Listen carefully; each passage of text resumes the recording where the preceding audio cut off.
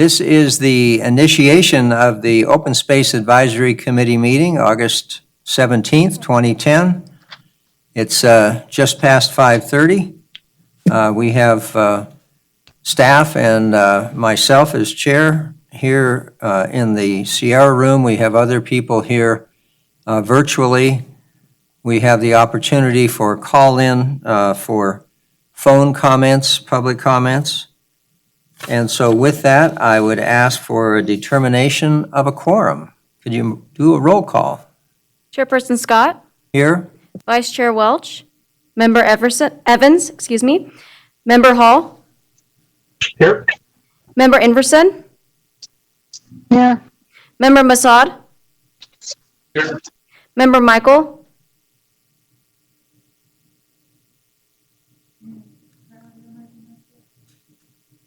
Here.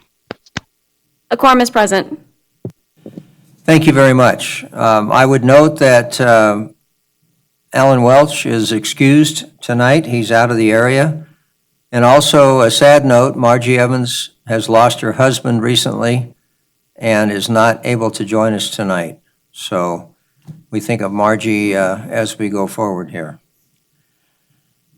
At this point, I would ask for any public comment on items which are not on the agenda. This would be things that people would like to comment on. I would note that we have written comments which have been distributed to the committee members from Robin Orloff. And I would ask, are there any public comments at this time? We do have a caller, Mr. Chair. Caller, when you hear the beeps, it is your turn for public comment. Please state your name for the record.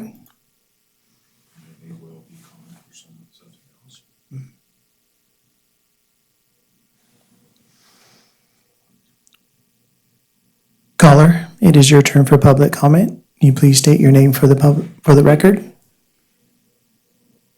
Hi there, this is Robin Orloff, and good evening. Can you hear me? Yes, we can hear you, Robin. Okay, I just wanted to check to see if I had the system going right in case I want to make a comment later. Thank you.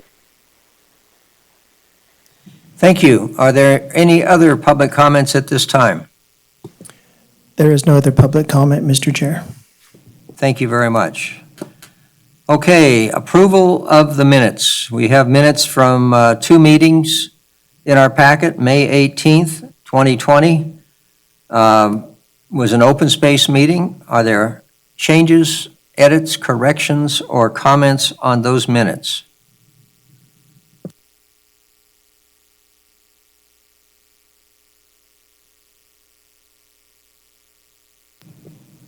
Okay, hearing none. Do I have a motion for approval of those minutes as submitted?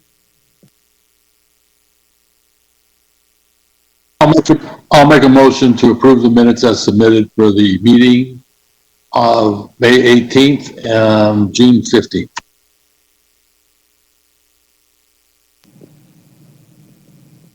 We have a motion. Do we have a second? I'll second. This is Donna Anderson. Thank you, Donna. And on discussion, are there comments with respect to the June 15th meeting? That was our joint meeting with the Parks and Recreation Committee. Both minutes are in our packet. Are there any comments on that second meeting before we go to acting on Mr. Masad's motion?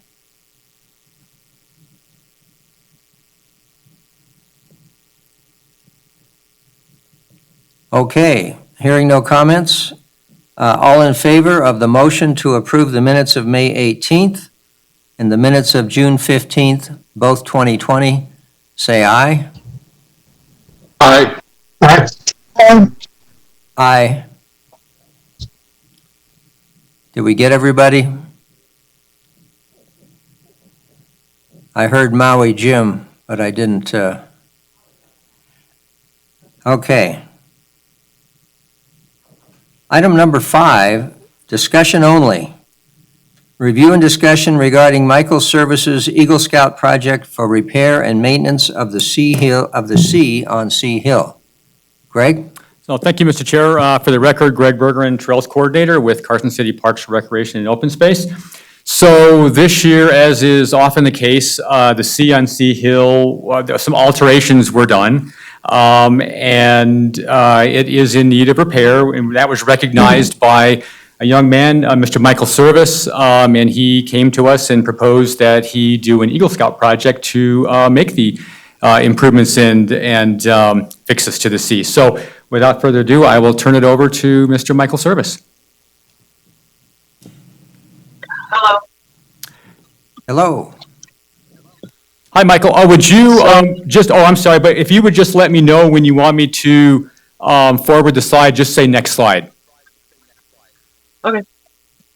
So, hello, I'm Michael Service. I'm in Street 341. I was looking to do the Eagle Scout project for Sea Hill.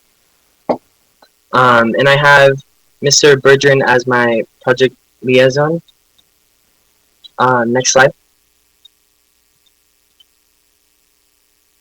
So, the description for my project is I will be resetting Sea Hill back to a C from the 20 it currently is. In this project, I'll be moving the painted rocks, pulling the weeds that surround the letter or are inside, repainting some of the faded rocks. This will restore the letter back to the sea after the change of it for the graduating class of 2020. Next slide. Some before images and some specific improvements are replacing the 20 back to a C, pulling the sagebrush and weeds surrounding or in the sea, and repainting faded rocks. Next slide. So in this picture, this is a kind of up look. So you're looking up towards where the sea is. You can kind of see it on the top. It's kind of faded and not really visible. Next slide.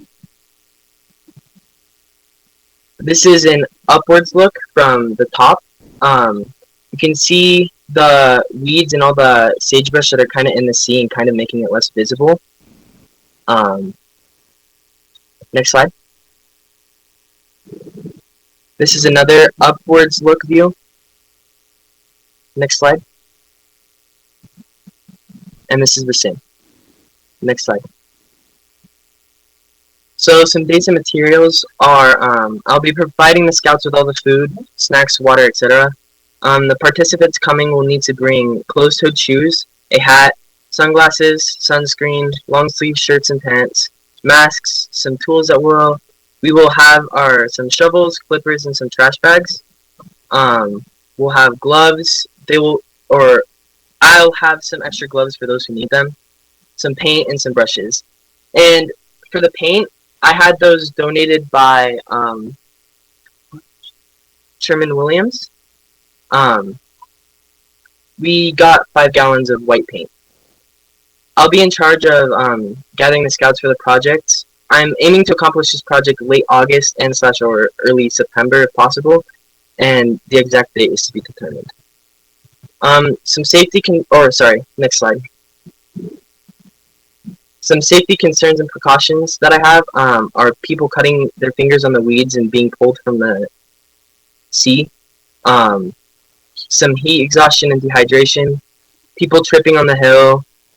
People not watching where they are placing the rocks and tools.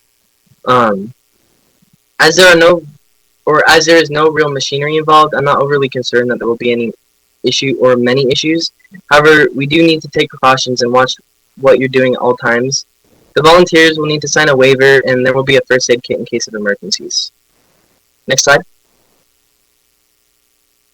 Thanks for your support. Are there any questions? Thank you, Michael. Any questions from the committee? This is Donna Inverson. I have a couple of questions. I noticed that you didn't have anything regarding the COVID-19. How are you going to manage for that?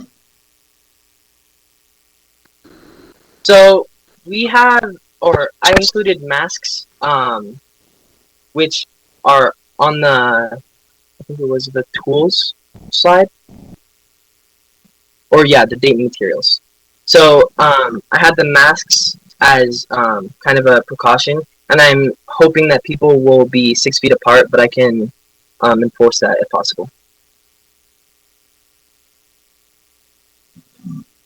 And I know I bring this up every time we do something up at the City Hill. Is there any plans to do anything about that cement bag wall?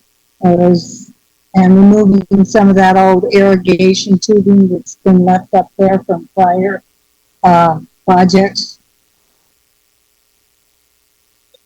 Greg, you probably have the answer. Yeah.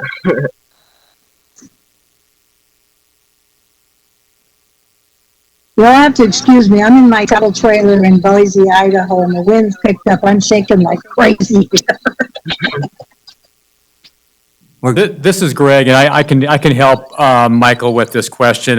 He may not be aware of what the things that Donna is referring to. I don't know that we'll be able to get those old cement bags out because that's a lot of weight.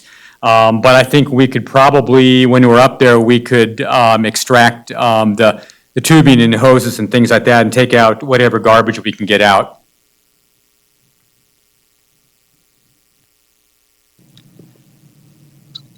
Anything further, Donna?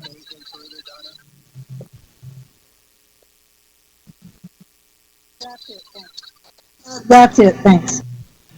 Okay, thank you, and thank you for being here from Boise.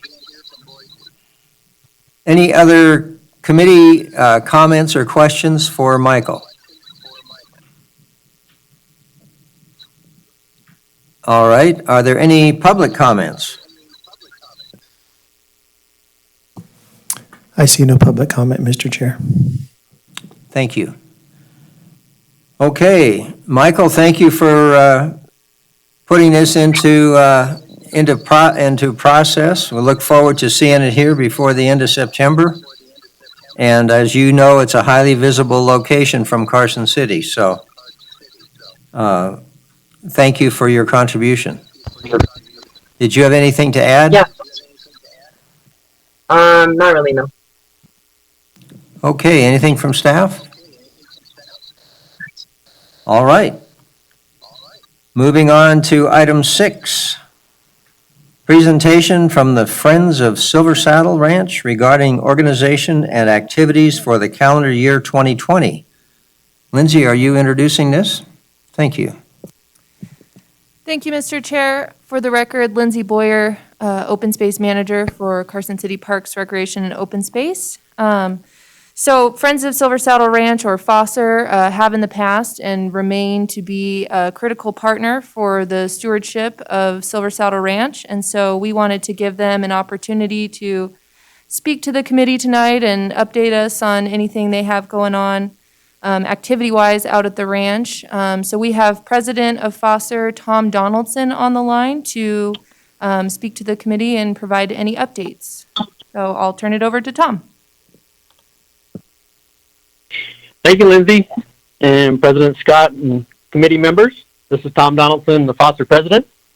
Thanks for the invitation and the time to speak tonight. A few updates.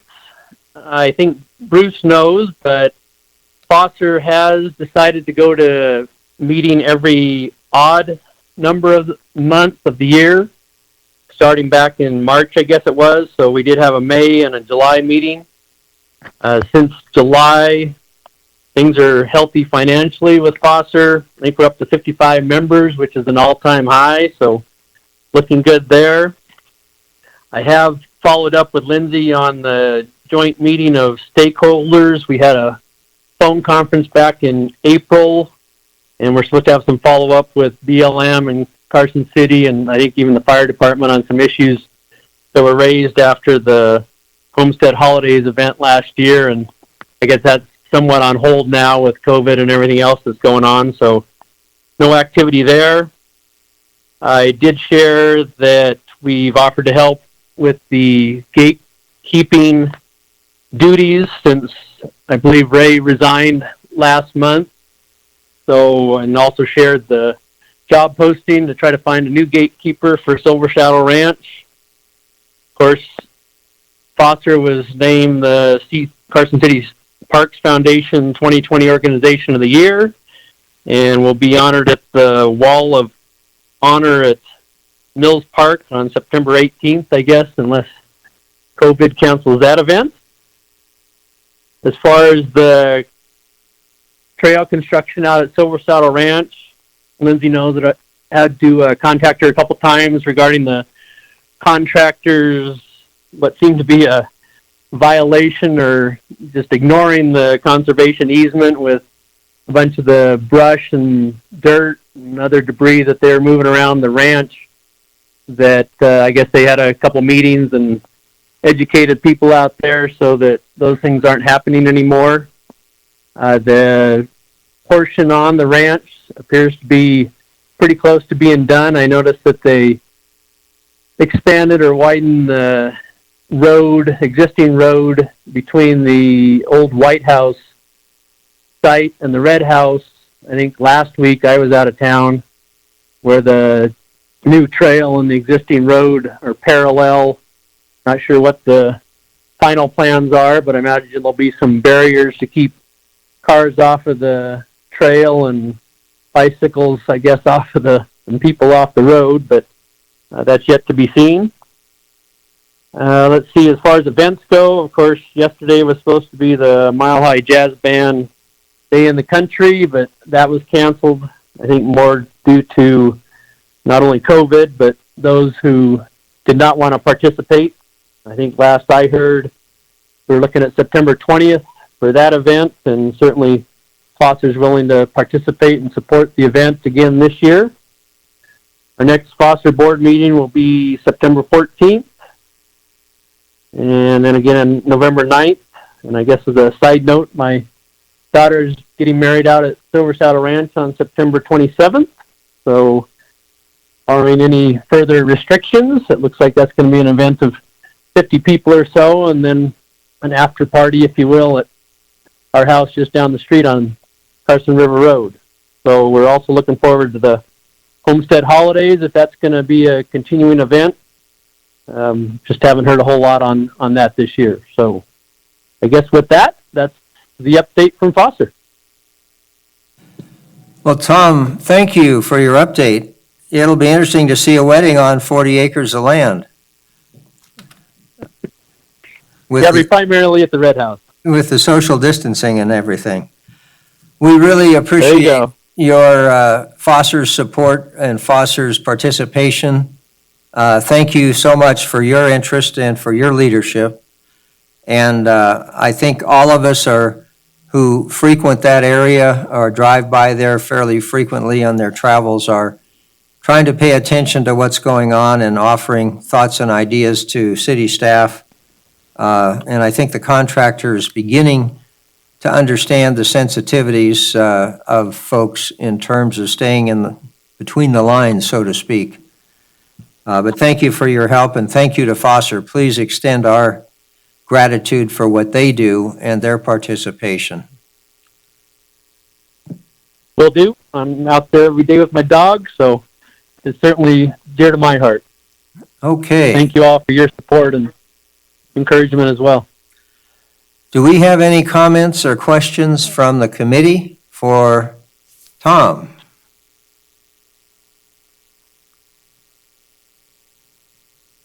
All right, hearing none. Are there any public comments? I see no public comment, Mr. Chair. Thank you. Okay, Tom, thank you very much. All right, thank you, sir. We'll move on to item number 7, discussion and possible action regarding a recommendation to the Board of Supervisors of proposed amendments to the Open Space Advisory Committee bylaws. Lindsay, are you going to lead this, or is Jen? I'll lead it. Okay. So, again, for the record, Lindsay Boyer, Open Space Manager. So, we have before you some revised bylaws. This item came before the committee in February, and there was some comments given to us then some suggestions of language from Member Hall. And so we took a second look at the bylaws. We made a few changes. We incorporated in those comments from Member Hall. And we also updated the title to Open Space Manager. That was one inconsistency in there. So with that, they're mostly the same as what you've reviewed before. So we can take any specific questions that you or the committee has on them. And I know Mahela's on the line, and she may want to chime in anything as well. Okay, let's start. Mahela, did you have any comments at this time? Can you hear me? Yes. For the record, this is Mihaela. Thank you.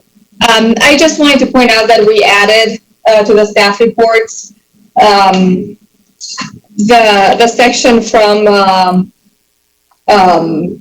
the BCC that was regarding bylaws. And I think that those are important in terms of explaining what bylaws are, and they address procedural issues.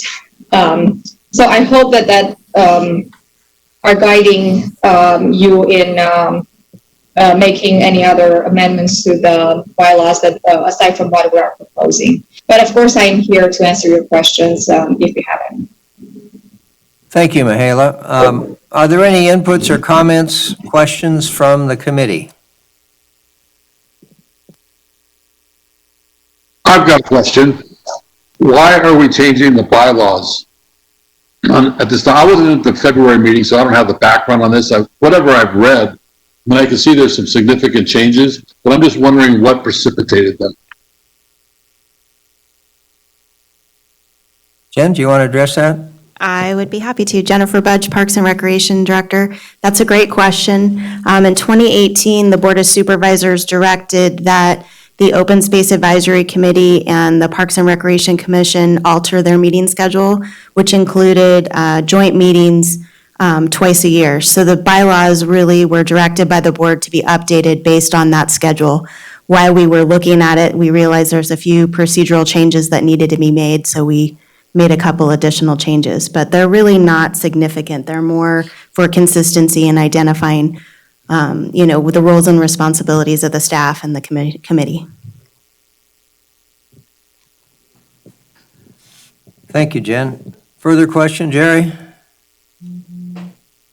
I'm trying to read to catch up here. Not at this time. Okay, any other committee member questions or comments? I have one comment. Yes. This is Jeremy. Item number 6, D, has been struck out, and I'm wondering why. This seems like it should be an important component that's left in. Without committee members' ability to request items be scheduled for a meeting, I don't know at what point that can be introduced. I mean, is it just something that doesn't need to be a policy where we can just contact Bruce or someone from the city to introduce something of importance to an agenda? Just wondering why this particular item was scratched out. Jennifer. Thanks, Mr. Chair. Jennifer Budge, Parks and Recreation Director. That was really for consistency with some of the other documents, and then the procedure we'd like to follow is you would go to the chair to request your item, and then the chair will work with staff on the agenda. So it's really to just keep that flow rather than committee members contacting staff on their own, so to keep that procedural flow, if that makes sense. It does, Jen, thank you. Is that spelled out in here, or does it need to be? I believe it is, but that's basically the practice we have with all of the other advisory boards and commissions, so that way the chair can help work with staff and manage the length of the agenda and the topics, but always having that flow of information from the committee members to the chair, rather than the committee members always directly to the staff. Thank you. The chair likes to rule with an iron hand. Any other committee members, comments or questions? I guess from my perspective, I read through them again. I'd really like to get these behind us because I think at one level they're important, at another level, we've had several considerations of them. I'm certainly flexible to comments. I don't mean it that way.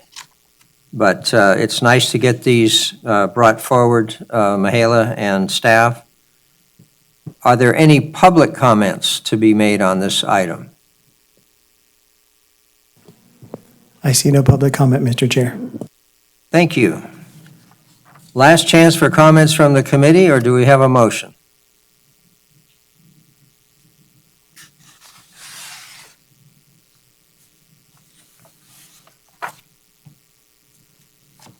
I think I'm dealing with the silent majority, but it'd sure be nice to have a motion.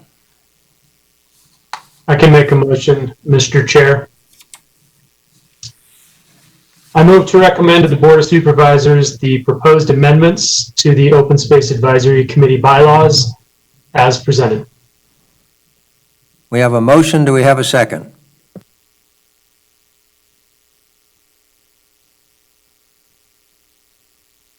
This is Donna. I'll second. Thank you, Donna. Any further discussion? All right, all in favor say aye. Aye. Aye. Aye. Aye. Okay, the motion passes. Next item, item number 8. Discussion regarding the submission of an application to the Southern Nevada Public Lands Management Act Round 18 grant program for the Buzzies Ranch Wetland Enhancement Project and/or Carson River Trails Phase 3. Lindsay, are you starting this one? I will. Thank you, Mr. Chair.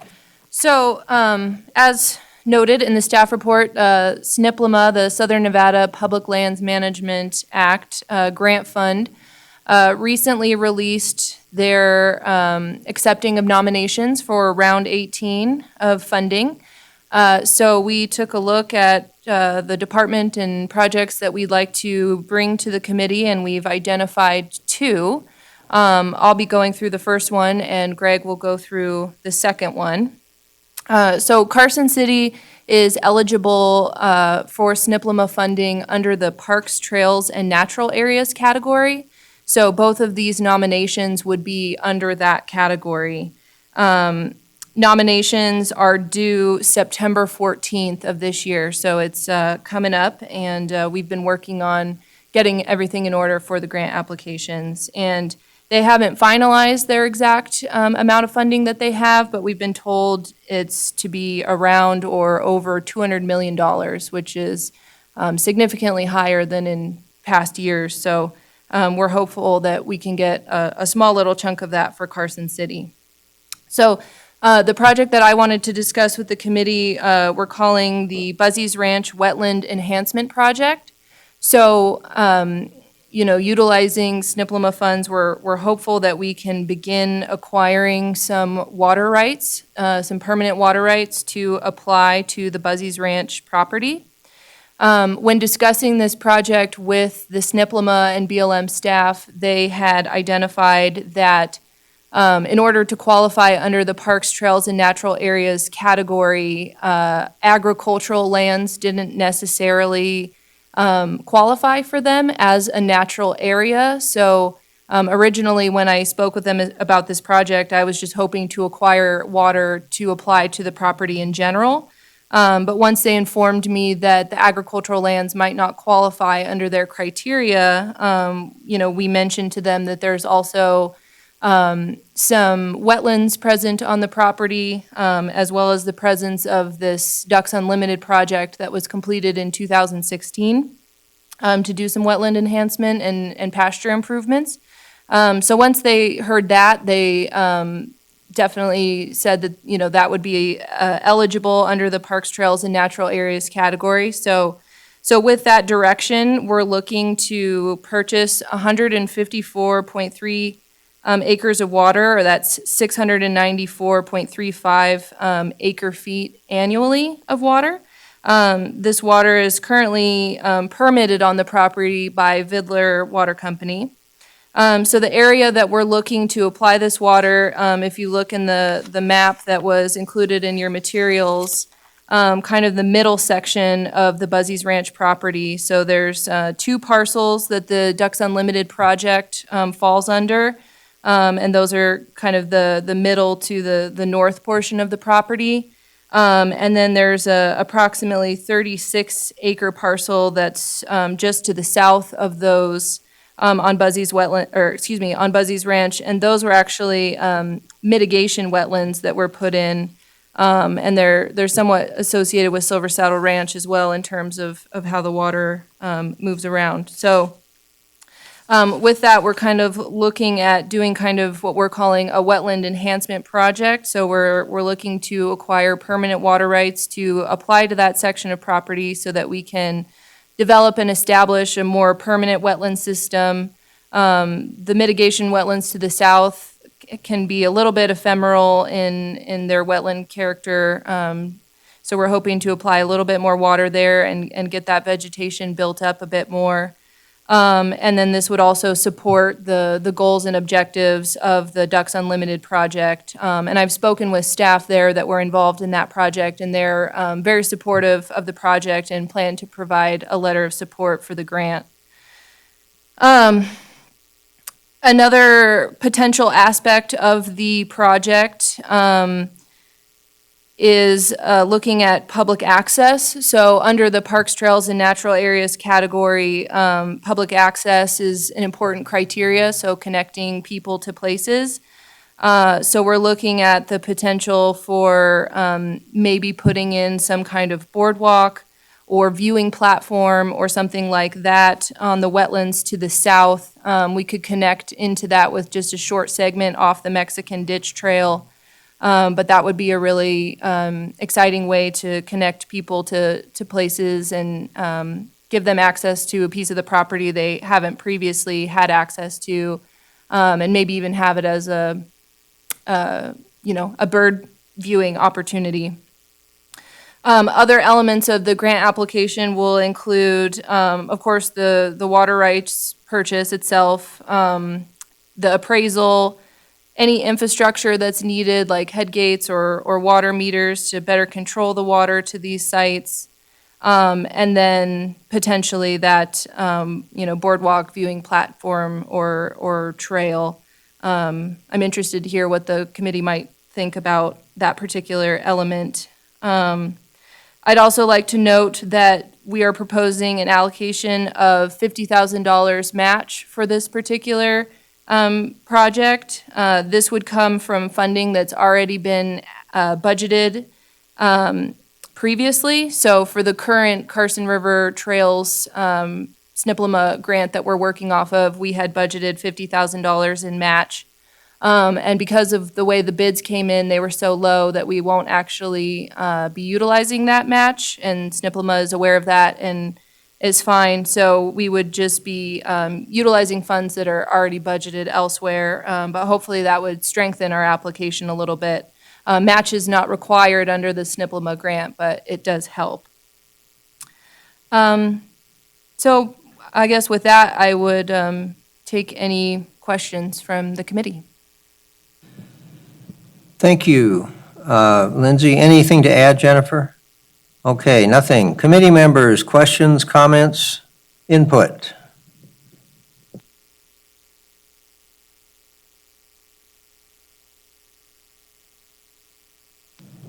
Okay. All right. Hello? I have a question. Okay. Can you hear me? Yes.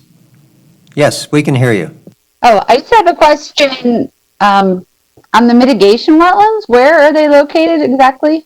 I'm looking at that map and you said south of Buzzy or Mexican Dam Ditch.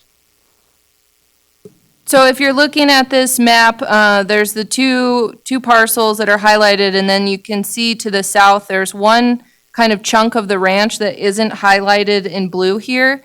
And you can see on the aerial, there is some water present there, kind of a channel. It almost looks like a wiggly snake. So that's where those mitigation wetlands are present.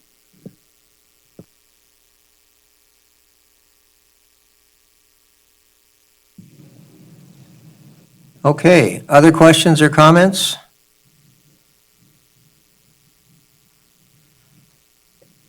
Did you want to go into the next item, Lindsay? So Greg will be covering the next item. Oh, okay. This is under the same agenda item, it's just the other half. Thanks, Greg, go ahead. Thank you, Mr. Chair. So for the record, Greg Bergeron, Trails Coordinator. So the second part of this, or the other nomination that we would be submitting, in that we propose to continue the ongoing development of a system of connected trails within the Carson River and Prison Hill area. And if we could bring up the PowerPoint.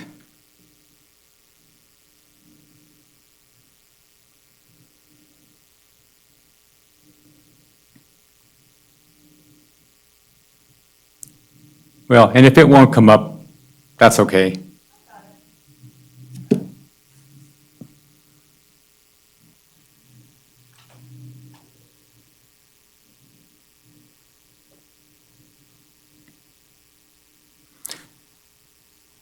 That's okay. So I just wanted to mention, I'll continue on. So I just wanted to mention that planning for trails in the Carson River and Prison Hill area goes back as far as 1995. With the Eagle Valley Trail System report, there was a plan that was implemented by the Parks and Recreation Department at that time, and the proposal was to create a trail that would circumnavigate Prison Hill.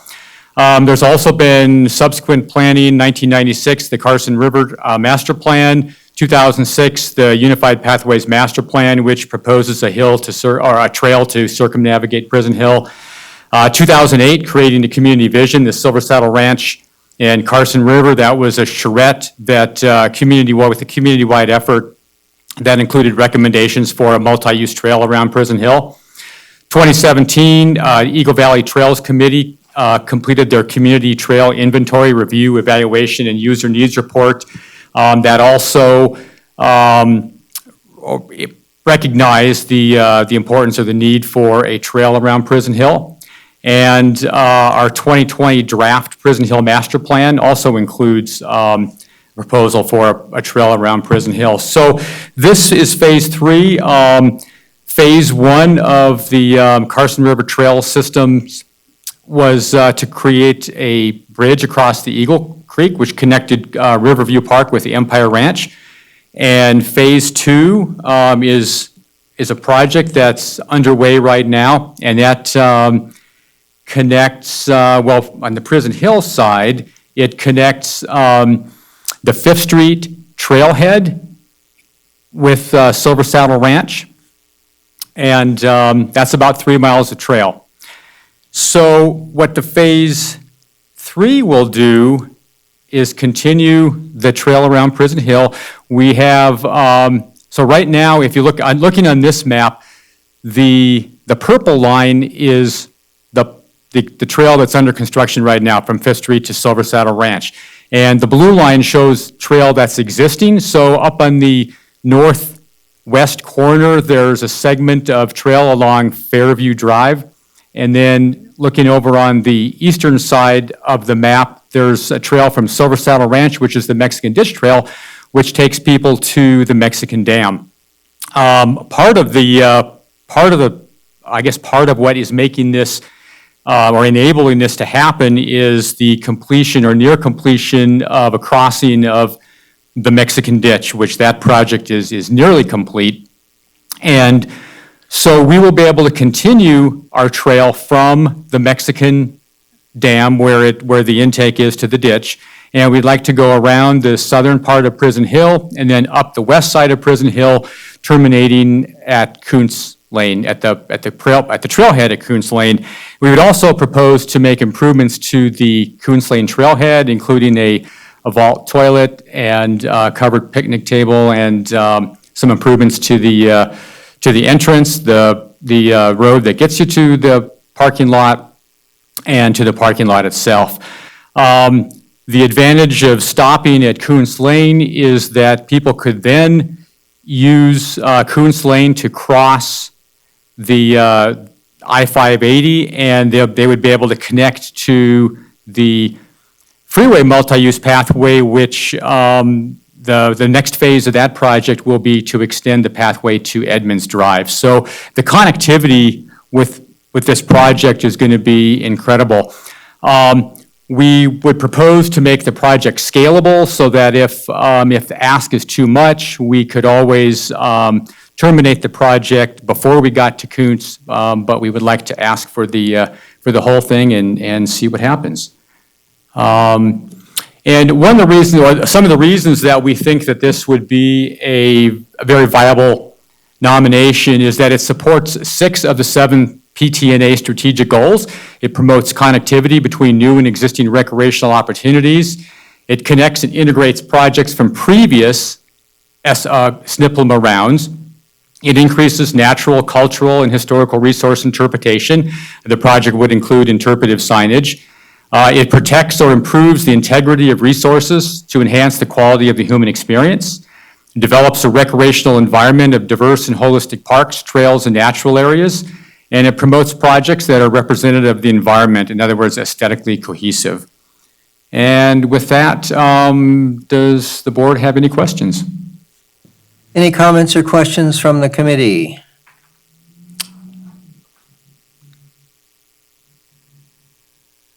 Okay, I assume we are paying close attention to the topography from Mexican Dam south and southwest.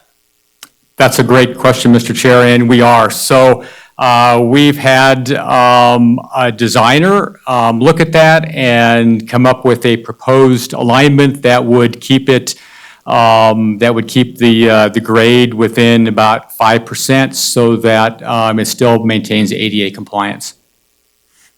It's a challenging thing to do, but it can be done. And without hanging it on a cliff, right? Yes, exactly. And I would like to mention that one of the things that we would like to do with this, currently, there are issues with people that try to get around Prison Hill. They're going through private property to do that on Golden Eagle Lane. So with this proposal, we would have an alignment that would bring people up and above the private properties, kind of on the southeast corner of Prison Hill. So we would be able to mitigate the issues of people utilizing that road and crossing their private property. That's great. Yeah, those folks have had some impacts, and anything we can do to help separate, and obviously signage and that sort of thing are going to be important too. Does the committee have any questions or comments for staff? Okay. I've got one question. It's just more of a curiosity. I'm wondering, Greg, how we're going to reconcile the south side of Prison Hill, where the conceptual trail goes through the motorized use area, and how to, I'm assuming the conceptual trail is for non-motorized, and so how are we gonna reconcile the trail use differences in an area that we're designating as motorized use? Is there going to be signage, guardrail, split rail fence along that portion of the trail? What ideas do you guys have? Yeah, that's a great question, and that's one of the things that we looked at really closely when we were walking and proposed alignments. So most of the trail that will be going through that southern end of Prison Hill will be going through areas that we have currently closed off to motorized access because of, well, a couple of reasons. One is because of steep slopes, and the other one is because of the proximity to private property. And so most of this trail would be outside of the current limit of the OHV area. We would have to cross at one point, a couple of times we'd have to cross an existing or proposed OHV road. And so we will do proper mitigation measures there, which may include fencing and signage and things like that. But I think that we have designed it so that we can really eliminate that the two uses as much as possible. Thanks, Greg. Thank you. Any other comments from the committee? Just a reminder, the $50,000 match that the committee had recommended and the Board of Supervisors approved for Phase 2 will be rolled over into Phase 3, so there is a cost associated with this, but it's not a new budget item, so, as Lindsay explained. We will take any public comment on this item towards the end of the meeting. We'll have public comment before we adjourn. So with that, I will go to staff updates. Greg, Trails Coordinator report. Okay, thank you, Mr. Chair. So we have a number of updates. We kind of already talked a little bit about Phase 2 of the Snippelma project, which we are really excited to be working on. The construction began about mid-June. We should be done with the Prison Hill segment by the end of September, and we should be done with the entire project by the end of October. We've had a lot of interest. We have a lot of people that are really looking forward to having the opportunity to hike, run, and ride their bikes on this trail. So we're pretty excited about it. We're hoping that we can have some kind of a socially distanced grand opening when the time comes, and that should be pretty soon. Moving on to the Prison Hill Recreation Area, the Prison Hill Master Plan. So staff had a conversation today with the community development. We've been waiting for to receive comments back from Public Works and the BLM and from community development. And so we received a number of comments today for some changes that we're going to make. There's nothing, none of the comments we received would affect the plans or recommendations that are in the document, but the changes that are recommended would help to make, I guess, maybe improve the, with regard to context and flow and clarity, especially for the public. In the existing plan, for example, we embedded the OHV plan that our consultants had produced in 2018, but for clarity, it's a little bit awkward. You're reading one, I guess, it repeats itself a little bit. So we're going to make some changes there. We're going to probably include a chapter that'll cover OHV, and then we'll reference the existing management plan for the OHV area. So anyway, the bottom line is we have a little bit more work to do on that plan before we go to the board. But I know that in the meantime, there are some things that are of a little bit more immediate concern. So I'll move on to the Koontz parcel. Recently, we placed new kiosk signage at both the Koontz Lane Trailhead and the Clearview Trailhead. We're pretty happy we're pretty excited to be starting to place those signs from our signage master plan. We have placed some no ATV, no dirt bike signs in that area, and in our communications with community development today, one of the things that they told us was that with regard to some of the recommendations in the Prison Hill Master Plan with regard to the Koontz parcel, that we can begin implementing some of those just administratively based on our internal department recommendations. And so we will be looking at trying to mitigate some of the existing issues in that area. I know some of the concerns have been pedestrian safety with regard to pedestrian vehicle conflicts, dumping of trash. We want to be a good neighbor, and so our staff is going to look at what we can do with regard to signage and fencing and some different things to start addressing those issues that have been ongoing for some time in that area. And we can do that. A timeline, we're talking about maybe doing some things this fall. We, of course, have to do whatever we do. We have to make sure that we're within the guidelines of the programmatic agreement, which requires Section 106 be done before we do groundbreaking activities. But there's a number of things we can do, I think, in the meantime anyway. So, okay, so moving on with regard to Prison Hill, motorized area. We recently posted a video on our website which briefly talks about the project. It asks users to use the map and the app. People can download the map from a QR code on the map, and we're asking people to stay, to use the map and to stay on designated trails and areas. The video includes a clip from Ranger Curver and a clip from a recreational OHV user. We recently completed the draft Section 106 survey for the south end of Prison Hill. That's been submitted to the State Historic Preservation Office. Once we receive clearance from SHPO, we'll be able to begin grant funding construction of new trails, along with decommissioning of some of the fall line trails, the installation of water management structures. In the meantime, we've added some more fencing. We've added jack rail fencing to try to, for example, to slow the travel within the staging area and to try to direct usage to where we want people to go. We've closed a few roads. We put up some signs, and we're moving forward with as many things as we can do before we actually start groundbreaking activity.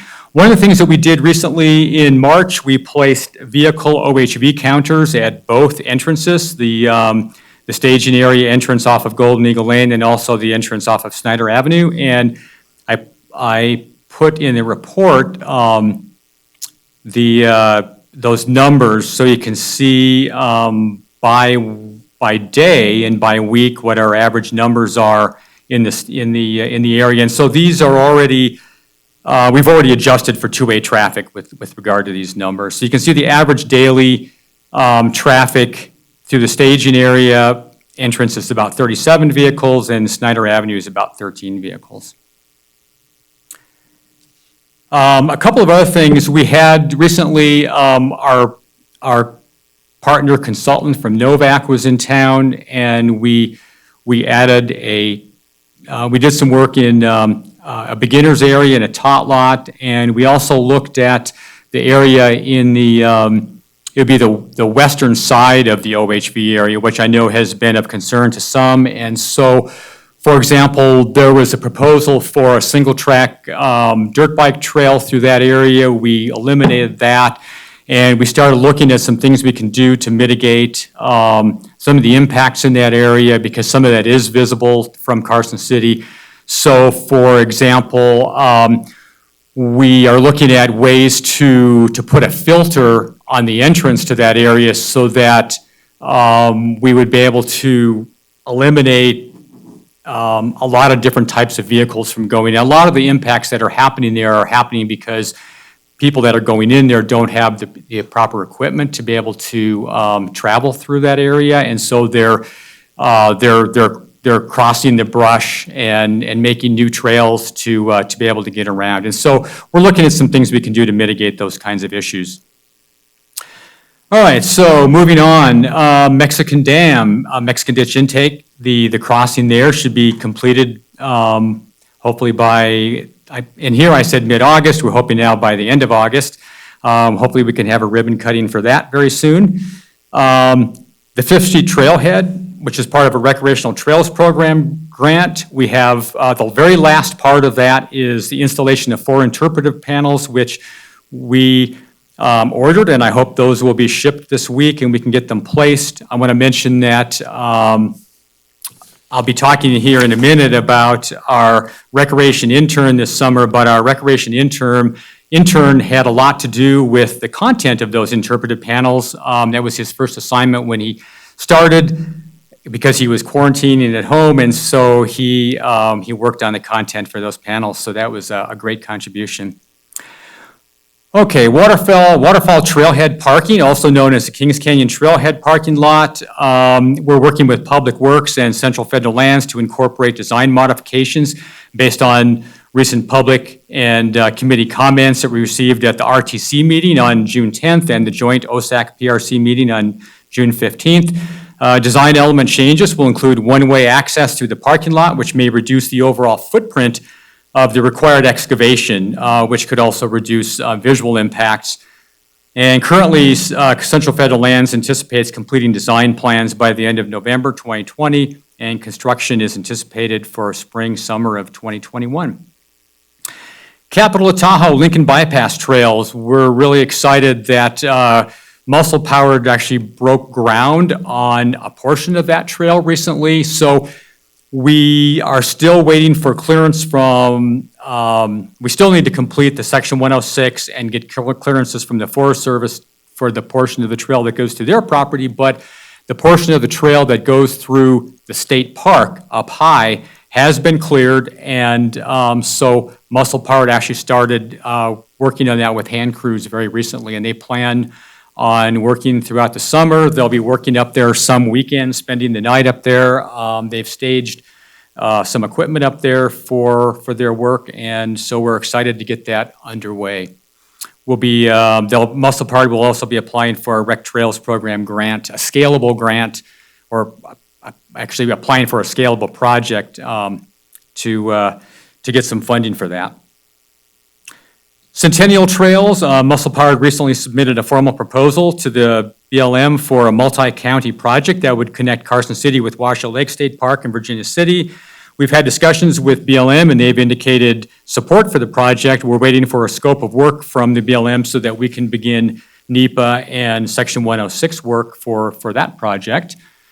The Foothill Trail, recently the Open Space, we helped the chamber leadership class with their 2020 project, which was to install a kiosk sign. They also planted 25 bee-friendly trees to augment the pollinator garden and the bee hotel that was placed by the 2019 chamber leadership class. And they made improvements to the Serenity Stroll, added metal artwork along the trail, which has words of encouragement, which is kind of cool because we're building that trail as a wellness trail, and it's adjacent to the cancer center. And so with its proximity, people from the cancer center can go to that trail and they can walk the Serenity Stroll, they can be in the shade, they can walk through the pollinator garden, and they can see words of encouragement. So it's really kind of a nice project area. If you haven't been to that area since it's been developed in the last couple of years, it's really worth a visit. National Trails Day. We, unfortunately, because of COVID-19, we weren't able to host a public National Trails Day event this year. Last year on National Trails Day, we built a short connector trail that took people from the Ash Canyon Road to our newly acquired Eagle View open space, and we dedicated that trail to Mayor Kroll this year we named it Bob's Trail, and we did a video of the dedication, and that is available at a link which is provided in the notes. But we were really happy to be able to do that because of Mayor Kroll's continuing support for trails and open space over his period of time as mayor. And then lastly, I just wanted to talk a little bit about our recreation intern that I mentioned earlier. So we were fortunate to have had a very hard-working young man for the summer. He did a number of projects for us, including a lot of work down at the OHV area. He did some reclamation work at East Silver Saddle Ranch. He installed aquatic trail signs there. He helped install our kiosk signs at Coons Lane and Clearview Drive and Silver Saddle Ranch and East Silver Saddle Ranch. Throughout the summer, he collected GPS points and took photographs of all the signs that we have on trails and on our open space properties. He put those in a database that are accessible to our staff. So, for example, if we lose a sign becomes missing or faded or whatever, we can refer to that database. We have a photograph of it. We know exactly where it was and what it was, and we can replace it. So very valuable database for us to have. He also worked on a visitor questionnaire for the Waterfall Trailhead, which is up there right now, and he helped with bike ped counters on a couple of trails and in the OHV area. So we really were happy to have had Chris Ford with us for the summer, and he's back at UNR now, majoring in environmental science, and we will miss him. And with that, does anybody have any questions?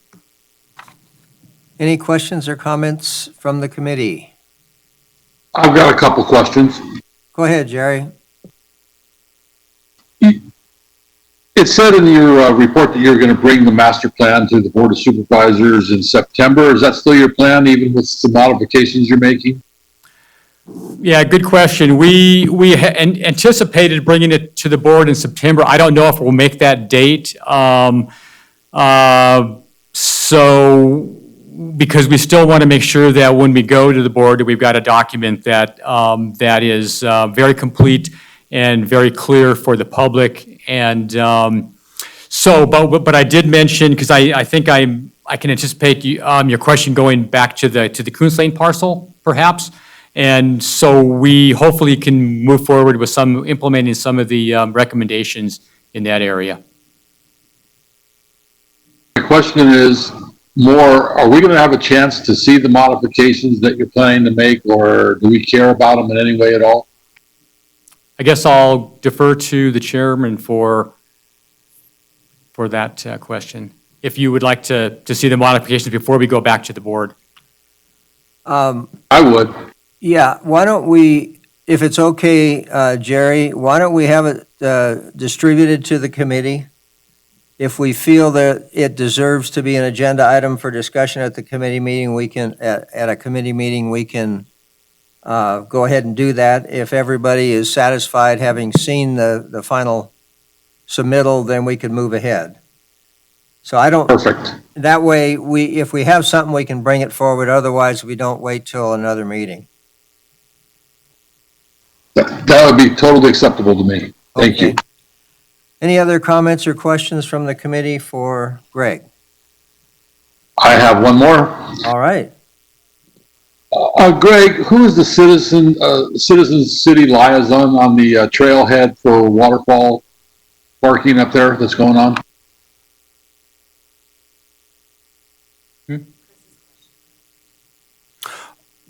Oh, I'm sorry. Were you referring to Chris Ford's questionnaire? Or I was approached by one of the residents up there, and his concerns, he felt, are being totally ignored, and were not part. I mean, when we had the meeting discussing the whole parking area, his driveway, it was Mr. Stokes, and his driveway was going to be moved someplace south of where it is now, or east of where it is now. And the current plan now is, when he's talking to the guys, he says, oh no, we're not going to do that now, and blah, blah, blah, blah, blah. And he's not satisfied with what he's hearing from anybody, and doesn't know who to talk to about it. Now, he's going to bring it forward at some point, but when can he do that before this thing goes rolling down the hill without his input? right, so that's a good question, and we've received a lot of input and public comment, obviously, from through the RTC and through the various committees. We've talked to a lot of residents one-on-one. So with regard to that particular location of the driveway, I know that that's Public Works is working on that with Central Federal Lands, and I don't know that we have a final design yet. I'm not aware that there is a final design for how his parking lot is going to be redesigned or resituated. So I can find out. I can check with Public Works and find out where we're at on that and follow up. Who should Mr. Stokes talk to specifically at Public Works to find out what the current plan is? So he has been in communication with Dirk Goring, because Dirk is the lead on that. He's the Public Works lead on that project. And I know that Mr. Stokes has been in contact with Dirk. Thank you. You know, as I recall, one of the recommendations, if you will, from the committee regarding Mr. Stokes was he's highly impacted by this, and we really want to encourage every bit of cooperation and every bit of coordination with him that can be had, because the process doesn't lend itself very well. And if we can go to bat to help him out, I would really like to do that. And I am totally in agreement with that. And the Stokes have been very cooperative with us. And We've had a lot of input from them and a lot of good communication. And we have, with regard to the parking lot itself, I know we have made a number of design changes to try to mitigate the impacts. I know that the impacts right now are pretty significant because the parking area is unmanaged, and I know that as we move to a more managed parking area, it will be better. I'm sure that it will be better for the residents. But moving forward, we still want to make sure that we keep that line of communication open, and we absolutely want to listen to concerns and meet those concerns as best that we can. Thank you, Greg. I think the gentleman across the street from Mr. Stokes, too, is also impacted and would be part of that effort if we can make that, because I think sometimes we need another squeaky wheel or two to help. These folks they're putting up with a lot now, and I drive up there periodically just to see what's going on. And I know it's going to be an improvement in many respects, but it's also, we need to try to do everything we can to minimize the new development's impact on them. Absolutely. Agreed. Thank you. Other comments or questions from the committee on Greg's report? Okay, we will, again, as I mentioned earlier, we'll have public comment in a couple of agenda items, so if there is anybody in the public out there that wants to comment, we'll come back and pick up comments in a few minutes. Open Space Manager Report. Lindsay. Thank you, Mr. Chair. So a few updates from my end regarding Ash Canyon Road. So Ash Canyon Road, the gate there was open this year on May 15th. That was right before we had one of our OSAC meetings, and so it didn't make it into the staff report at that time. So I just wanted to reflect here that it was opened and is currently open, so folks can drive almost all the way up to Hobart Reservoir. The gate will remain open for the rest of the summer season, and we'll close that when we start to receive winter precipitation. So in past years, that was somewhere around late October or November. So we'll just kind of play that by ear. Related to Buzzy's Ranch and the conservation plan, so as you know, the test plots were established at Buzzy's Ranch, 2 test plots, one on the east side of the property in a drier location, so we're calling that the dry or non-irrigated plot, and then another one on the west side of the property, so we're calling that the wet or irrigated plot.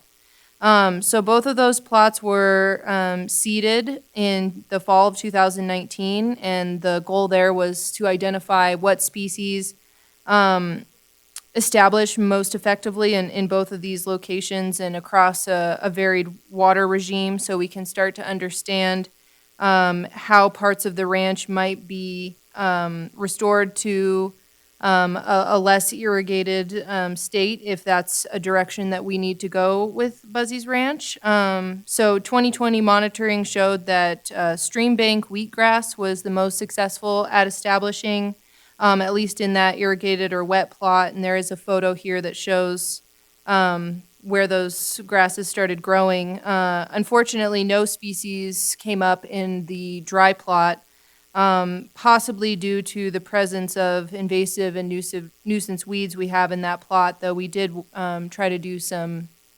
herbicide application there to knock those weeds down, but it didn't quite work. So I think that just shows that to really be successful at Buzzy's Ranch, we need to figure out a way to get more water on the property, which is a goal that, we're working towards.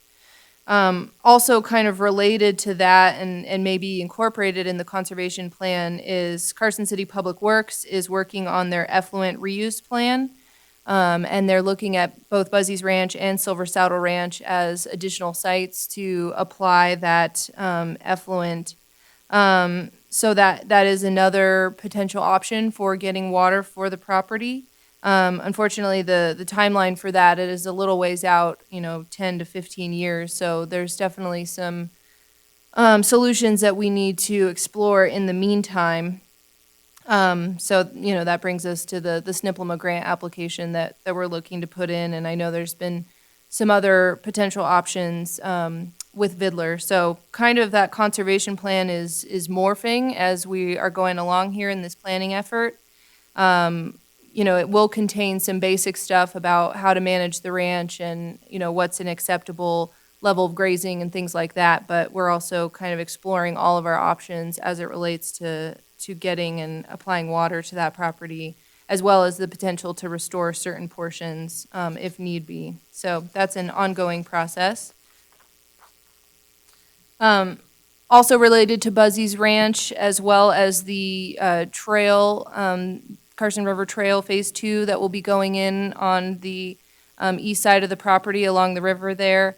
We decided that we would do bird surveys on the property before the trail went in. So bird surveys were completed in last summer as well as this summer, just looking at, who's living in that area and if there were any species of concerns or threatened or endangered species. So results of those surveys showed that while there wasn't any threatened or endangered species there, we did note that there were many birds actively nesting, including red-tailed hawks and wood ducks.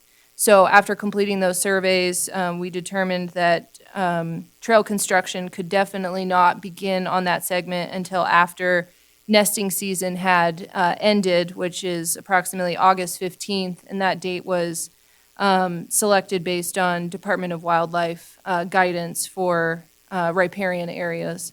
So we'll be completing those bird surveys into the future as well, even after the trail is built, because we want to understand if birds are being impacted and do any mitigations as needed, to exclude dogs or things like that to further protect that area.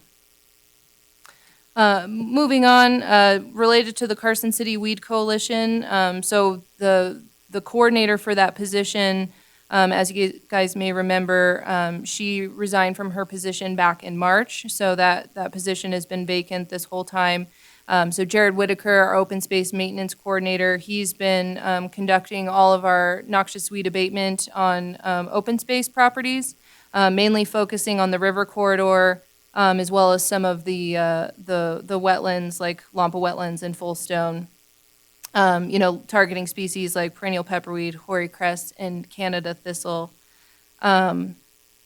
So we also contracted a few treatments out this year as well in some of the park areas using some grant funds that came to the coalition. So even though we haven't had a coordinator, we've been kind of making it work.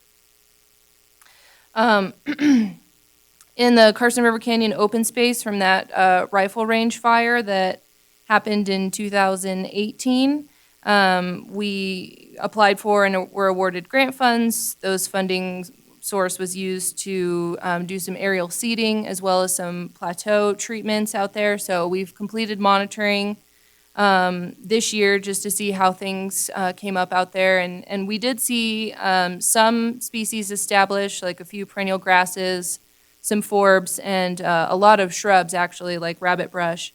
But there wasn't the greatest cover of seedlings as we'd like to see. My guess is that was partially due to the invasive weeds that came in between when we were awarded or when we were actually able to get the funding. So we will be doing some more monitoring this fall, and if there's any additional plateau treatments we can do to try to lower the presence of those invasive species, we'll do that. All the funding otherwise has been spent out, and the grant closeout for that project will be at the end of this year, but we'll continue to monitor that site and do what we can to get things established out there. Related to the river, this year Open Space completed the third annual Carson River cleanup. This is an effort that we started a few years ago just with staff. It's a really great way to get out and see the river from the river's perspective. So we walked from East Silver Saddle Ranch to Ambrose Carson River Natural Area, And while we were there, we picked up trash and we mapped for noxious weeds. We picked up quite a few pounds of trash, including somewhere between 6 to 8 tires that we found in the river, so we were able to get all of those out. We also mapped some new populations of Eurasian water milfoil, as well as yellow star thistle. So it's always a good time to get out and see what issues are happening along the river. I'd also like to note we saw some really cool wildlife while we were out there, including an osprey that actually had a fish or something in its talons as it was flying. So that was pretty cool. Greg actually recorded some video of us and some clips of why we were cleaning up the river and why it's important. And we actually submitted that to the morning show here in Carson. It's called Good Day Carson, and there is a link here in the staff report. So if you'd like, you can see that video that we put together. Greg already mentioned the improvements to the foothill trail, so I won't reiterate things there. Related to Kings Canyon Road, the dirt portion, so not the waterfall trailhead, but the actual dirt portion, as you may remember, that portion of road was severely damaged in the floods of 2017, and so we've been working with the Forest Service over the last several years to try to figure out a repair strategy for that road.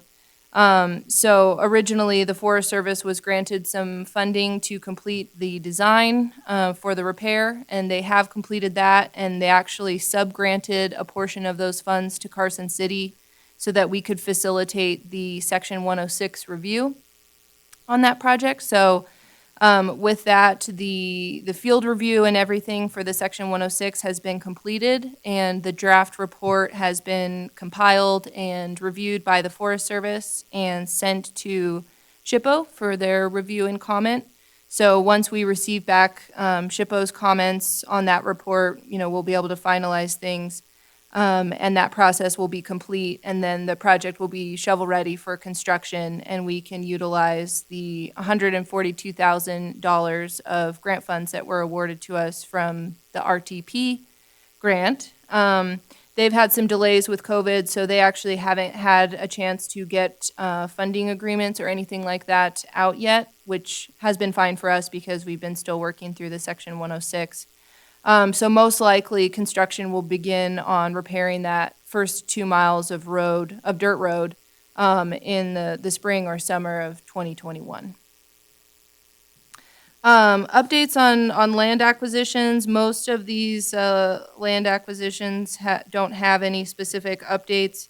I do have an update related to Old Woods Ranch. So in November 2019, a grant nomination was submitted to the Forest Legacy Program, and that was an application that actually included several properties kind of in that Sierra Front area, and Old Woods Ranch was one of them. So the grant application was not awarded, but I guess it's not uncommon for applicants to be denied the first round. And given some feedback and comments and encouraged to refile that application. So after speaking with the family, they have some financial things they'd like to get in order, and they weren't ready to proceed with this 2020 grant nomination round. In the meantime, Nevada Land Trust has continued to be in communication with them. Since this staff report was put together, there have been a recent update, some conversations with Division of Forestry, who's the one kind of facilitating the whole application process. And they've kind of gotten some guidance from the Forest Legacy Program lead. And the guidance that they have gotten is that, the application that they have that includes Old Wood Ranch is like I mentioned, including a few other properties.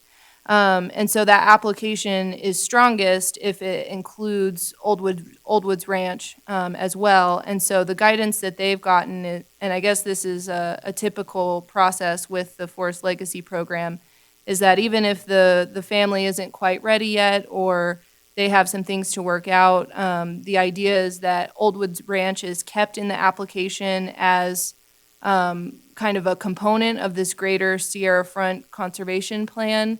And, if needed, that particular property can be pulled out at a later time, or the funding for that particular portion can be pulled out at a later time, or it can be phrased as a kind of phased approach. So I know that's not typical of most grant applications. You kind of put in what you're putting in for, but I guess with this particular funding source, they kind of tell you to throw everything in the application, and if certain properties have to get pulled out later, that's a pretty common practice. So we'll be revisiting the whole application process with the family this fall and finalizing whether or not they do want to be included for sure or just as a future phase. Other updates related to personnel, I always like to just include in here a few things, what our AmeriCorps are up to. So our community education coordinator, Kristen Bryant, she's been with the department since May. So unfortunately, she came on right in the middle of quarantine, and so she hasn't been able to fully engage with the public the way that we'd like to see with, education opportunities, but she's done a really good job of organizing some virtual opportunities. So she has one project in the works right now called a Smile Selfie Share Challenge. So the idea is that there's some flyers and things like that posted around in parks and open space, and encourages people to take a picture and share them to our social media and just celebrate that, they are engaging in our open space, even though we can't engage with them in person. And I know she's working on some other virtual opportunities as well. And the same kind of goes for our volunteer coordinator, Mackenzie. She's been organizing as many virtual volunteer opportunities as possible, so encouraging and empowering people to kind of go out on their own and, assist with mutt mitt stations or doing weeding and things like that. So even though they're working during a challenging time, they are making it work. I know that Jen will have some updates in her director's report related to staffing, but I guess I did want to include in here that we did get the approval to move forward with refilling the senior natural resource specialist position. So we'll be putting that together and looking at posting that soon. And I'm actually looking at kind of rolling some of the duties of the invasive plants coordinator into that position. The reason being is that we've had 3 coordinators in 3 years, mainly due to the fact that it's part-time and grant-funded and relatively modest salary. And so we just haven't been able to retain people as much as I'd like, and there's a lot of traction that we lose in the meantime. So hopefully by rolling some of those duties into the natural resource specialist position, which was something I was kind of already doing when I was in that position, we can have a little bit more continuity and gain some traction with weeds. And the grant funding that we get every year we'll be able to utilize for boots on the ground treatment. And while Tom was on the phone, he had mentioned that our Silver Saddle Ranch caretaker, he had resigned from his position in June. So we have been approved for recruitment on that. The position's currently posted, and we're hoping to fill that position soon. Other things on here, the Prison Hill OHV area baseline monitoring report. We are working on putting that report together with the original photos that we've taken, and we plan on taking 6-month update photos on that as well sometime this month. So we'll continue to take those photos about twice a year so we can monitor changes on the ground. And a few more items on here. So Member Evans, unfortunately, she's not here, but I guess for the record, she had requested that I look into the background and history on the Steinheimer wetlands acquisition and kind of where we were at and what happened with that acquisition. So I've done some research. The Steinheimer wetlands is a parcel that's located just south of the city-owned parcel that we call Lampa Wetlands, so just off Lampa there. And after speaking with Juan Guzman and going back through files, I learned that in the past, Juan had been in discussions with the private property owners of this parcel, which were local developers, about a potential donation of this parcel to the city or potentially a land exchange since they were interested in developing some surrounding land. At that time, Juan was also looking at potentially developing a wetland banking program. So there was kind of a lot of different avenues that they were exploring related to that parcel. Unfortunately, the developers had later changed their mind and decided to retain that property rather than donating it to the city.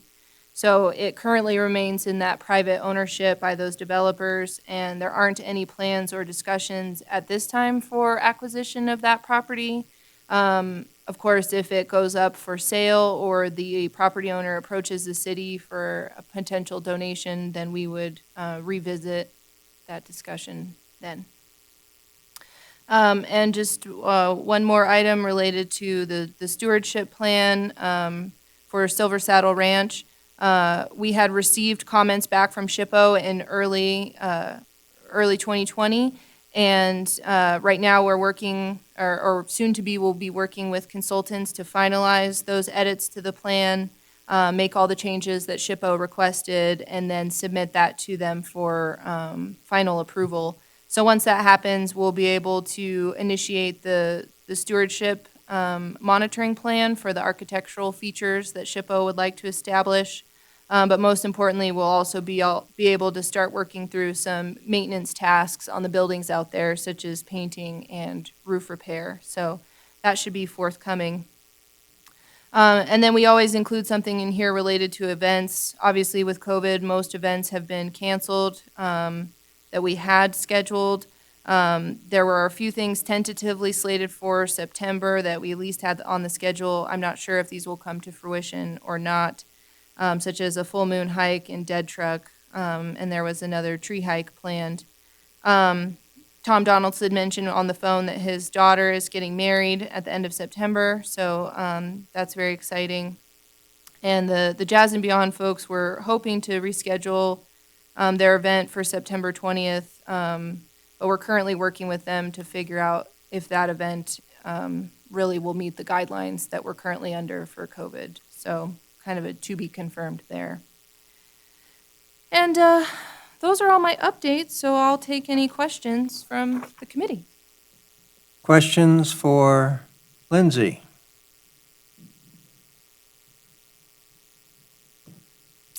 Okay, hearing none. Jennifer, Director's Report. Thank you, Mr. Chair. Jennifer Budge, Parks and Recreation Director. Just to add on to what Lindsay said, the Board of Supervisors did authorize us to fill the senior natural resource position, which is great because we have a citywide hiring freeze right now. We were also authorized to fill our 2 vacant park maintenance worker positions, which is great. And they do help augment a lot of the open space projects and work with Jared, especially out in the field, which is wonderful. Right now, the Department of Corrections is still not providing inmates to the department, so that's an equivalent of 20 full-time equivalent positions that we're missing right now for our park maintenance and also for open space. Jared does get inmates every now and then for projects throughout the department. So we have a pretty significant staff shortage from a maintenance perspective. We're being really creative. I know Greg and Lindsay and I were out last couple of weeks helping ourselves dig thistle and do some projects, and we're trying to have other staff come out and help supplement wherever we can possible. And then we are going to, I know this is not open space related, but it's important to the community. We are going to have a full day youth program here at the community center to help working parents while there's distance learning opportunities and the need to support parents, working parents especially. So we will have a full day program here, and we're currently hiring for that. So hopefully have that ready to go next week, and we'll have some support. We received CARES Act funding for the city, so we'll have equipment for the kids. We'll have Chromebooks, so if they have distant learning needs, we'll be able to assist them hopefully with their studies, as well as provide that daycare need that most parents have. So, and then you have a copy of the Board of Supervisors actions since the last meeting in your packet. Okay, thank you, Jen. Any questions or comments for Jennifer?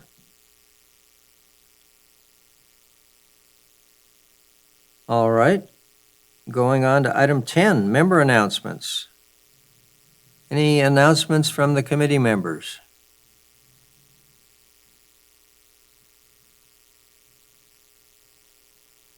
All right, hearing none. Item number 11, future agenda items. We have a handout there. Lindsay or Jennifer, did you want to mention anything regarding that future agenda item handout? Thank you, Mr. Chair. I just did add as a maybe Prison Hill Recreation Area Master Plan, depending on how we're doing with the updates and sending that out to the group. Okay. Any other committee input on future agenda items?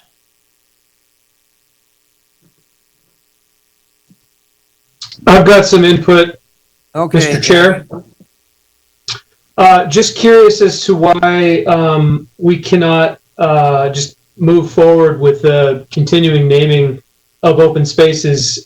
We've got some input, some really useful, valuable input from the Washoe, and I think we have what we need to just continue moving the ball forward in that on that score. The last several, and I recognize this is probably not a high priority, but it just seems like we continue to kick the can on this one. To me, it seems like kind of low-hanging fruit, but I recognize, perhaps I don't fully recognize all that's involved on staff's part to continue moving this down. But I'd like to see that move forward, please. Lindsay? Yeah, good question, Jeremy. So mainly the reason why that item has been kicked down the road a bit the last few meetings has just been because of short-staffed, how short-staffed we are. It isn't that it's a huge effort, but there is a whole kind of report that we put together for the public that includes maps and property descriptions and background and history, so that they have the opportunity to go, visit the property and have any ideas that they may have for those properties as well. So because we just have been so short-staffed, it has certainly gotten down the priority list a little bit. I think with bringing on the new senior natural resource specialist at some point, I'll have a little bit more free time that I could devote towards putting that packet together. So I think that's the main holdup. But I realize that, it would be exciting to get that put together and put out. So it's on our radar. We just need a little bit of extra hands to put it together. Okay, thank you, Lindsay. If it helps at all, I'm available to assist with maps. Or I want to remember, at one point we had discussed putting together a questionnaire for public input. If you need assistance with that type of work, I don't know how much assistance I would be able to provide as far as like the history of properties. But if you can delegate pieces to me, I'm happy to take those on. I may just take you up on that. Thank you. Thank you, Jeremy, for the offer. And that's a little bit like the bylaws. It would be nice to button it up and put it to bed, realizing it's got some work ahead of it, but that's something we've been wanting to do for quite a while. Any other future agenda items or input for discussion? This is Donna. We've just about completed, we actually will have the final logo for the Historic Virginia and Truckee Trail by the end of September. And we're working on, the state actually is working on the maps for us. Greg Bergram has his section of the map that he's working on now. We should have that by October, so I'd like to bring those to the committee for just to present at the next meeting.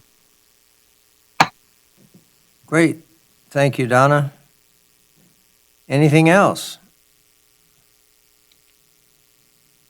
Okay. our last round of public comments. Do we have any public comments at this point in the meeting? We have a few callers, Mr. Chair. Okay, let's go ahead. Caller, it is your turn for public comment. Please state your name for the record. Is that me? Yes. I'm Dan Graytack, concerned citizen, live in Pinion Hills. Thank you, Mr. Chairman, the members of the board and staff. Very quiet meeting in this kind of a venue. I'm watching it under a time lag, so it's really interesting listening to you, but that's an aside. I will probably spend my 2 minutes bouncing all over your agenda because there was no opportunity to get specific in there. My major concerns and why I want to talk to you guys is that I'm really concerned about the alignment of the trail along the river.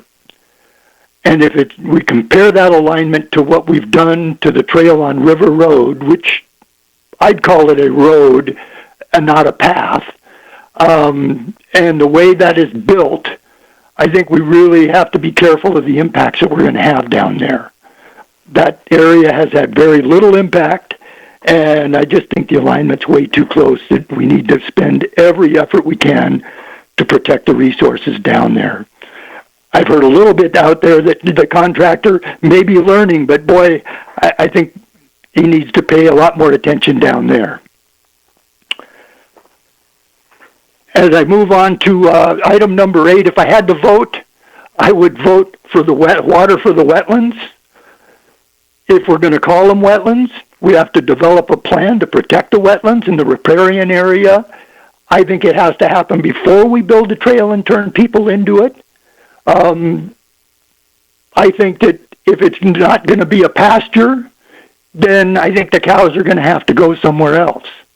I don't know what the management issues there are, but I think that if you're going to call it a wetland, it has to be a wetland, and it has to have permanent vegetation. Just take a look at the mitigation wetlands and the condition that they're in right now.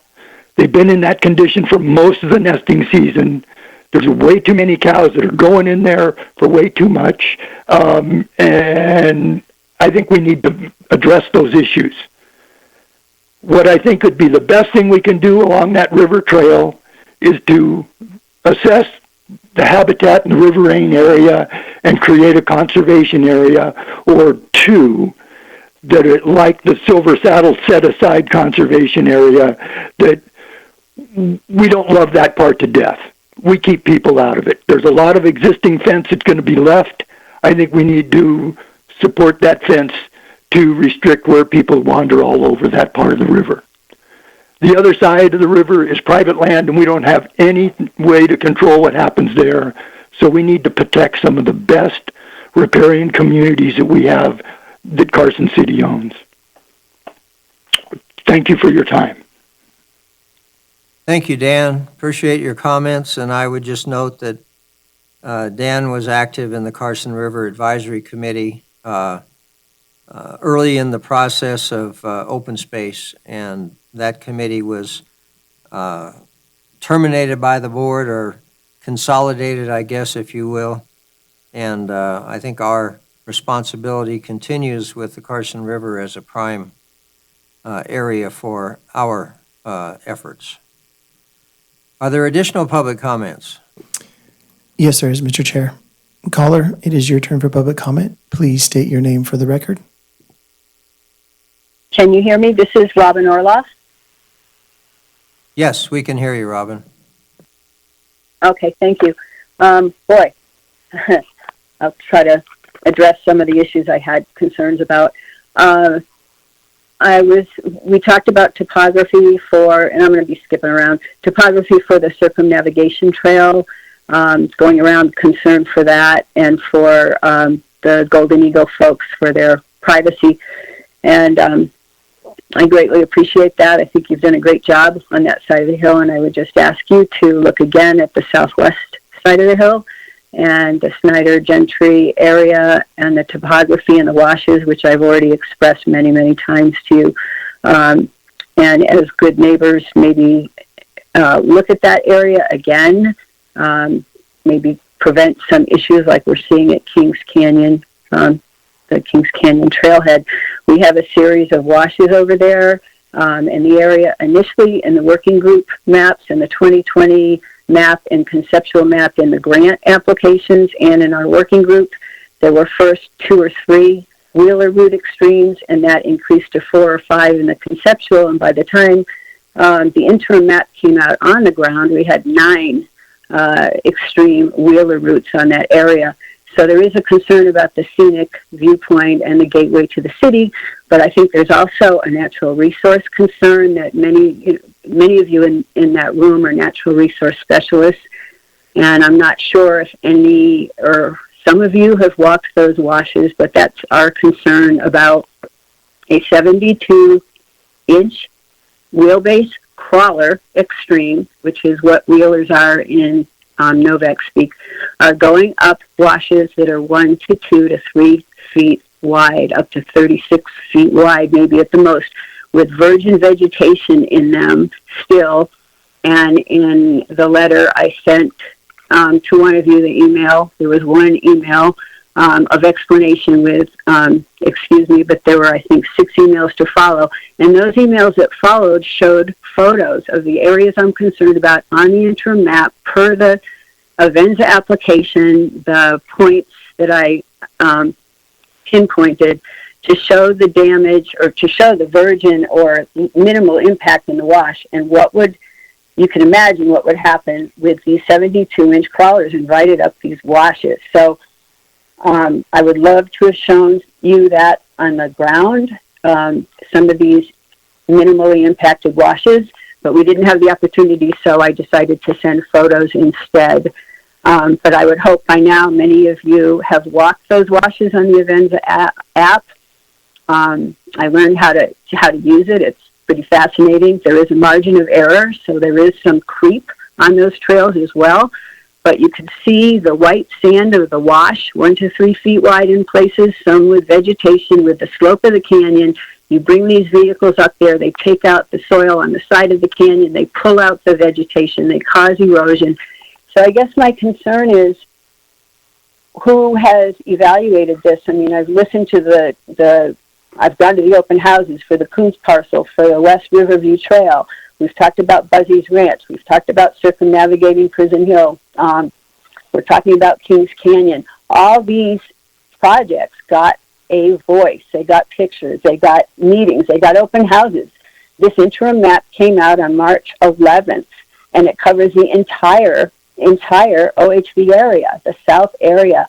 It's a system of maps that aren't in planning. These are maps on the ground with Avenza applications that people are using, and crawler extremes are invited into this area. And if you look on the map, the highest density is in the southwest section. And that also impacts user. I heard said that maybe you would be eliminating some of the single tracks, but the single tracks are what the multi-users are using, the dog walkers, the runners, the hikers, maybe the equestrian. So you eliminate those and you continue to keep these 9 wheeler routes.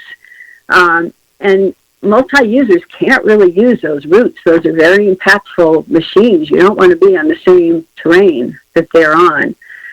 So I'm just kind of wondering why the interim map, didn't have a little bit more discussion in our meetings. Let's see. And I know that you all, as I said, you did the tour, the city, the BLM, and some of the Open Space Advisory Committee meetings, and I'm wondering if you actually went to the Headlight and Ghost and Once Is Enough, Double Waterfall, and Gunslinger, because those are the pictures that I sent that I thought were the most of concern.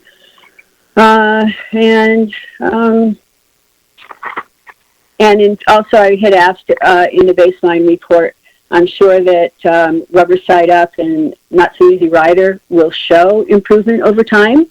I have no doubt that they will, but I think I'm more concerned about the other crawler routes I just mentioned, because the impact is little now and it's probably going to be increased.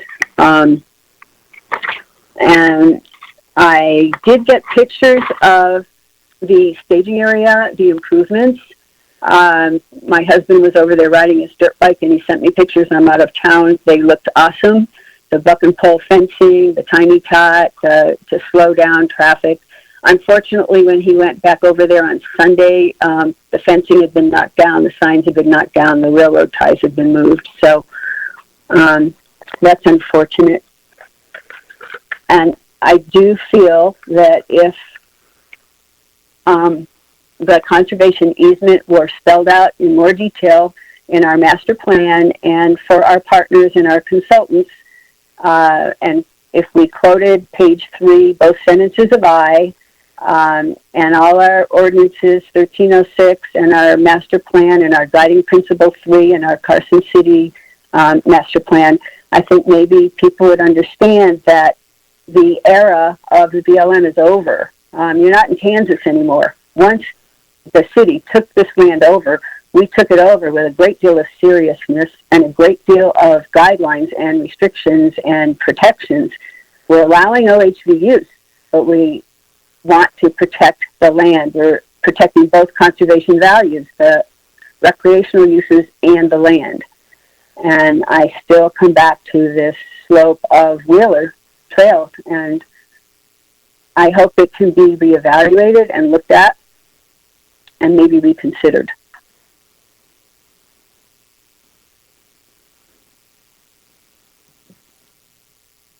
Thank you, Robin. Are there any other public comments? One more final public comment, Mr. Chair. Thank you. Caller, it's your turn for public comment. Please state your name for the record.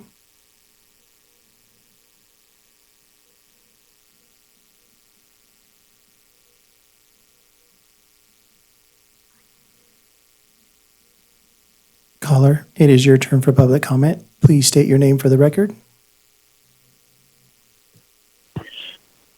Hi, it's Tom Donaldson. I was just listening in to the rest of the meeting. I didn't have any further comments. Thank you. There's no more public comment, Mr. Chair. Thank you very much. Okay. That concludes the business portion of the meeting. Do we have a motion to adjourn?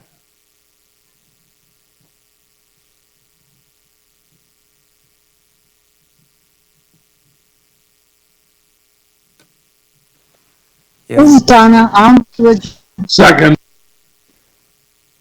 Okay, the meeting will adjourn momentarily. I just would remind you to keep Margie in your thoughts and prayers, and wish you all good health here over the next couple of months, and we'll look forward to our next meeting together. Thank you very much, and good night.